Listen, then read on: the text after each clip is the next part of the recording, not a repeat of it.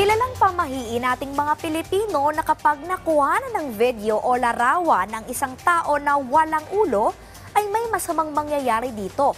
Sa Zamboanga, Sibugay, isang video ang na-upload sa social media kung saan may isang lalaki na tila walang ulo habang sakay ng pick-up truck.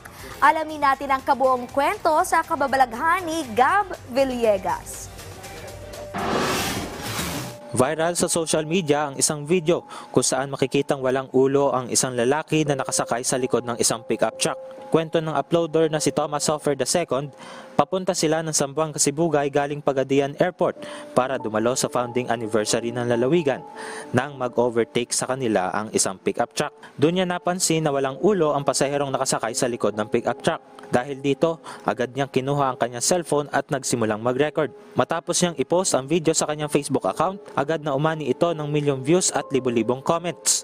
Ayon kay Thomas, nagduda siya sa nakunan niyang video. Anya, hindi siya parating naniniwala sa kanyang mga nakikita at tinitignan ang lahat ng posibleng anggulo. Pero totoo nga ba ito? Sa dinami-dami ng komento sa video, isa sa natatangi si Isaiah Palma. Ayon sa kanya, nasa loob siya ng nasabing pick-up kung saan nakasakay ang umano'y pugot na lalaki. Nilinaw niya na tatay niya ang sinasabing katawang pugot at nilinaw niya na nakatulokbong ng jacket ang kanyang tatay dahil sa init mula sa sikat ng araw. Wala rin umanong kababalaghang nangyari. Nilinaw rin niya na walang death-related incident na nangyari. Sa ngayon, aabot na sa 2.1 million views ang nasabing video sa Facebook. Gab Humilde para sa Pambansang TV sa Bagong Pilipinas.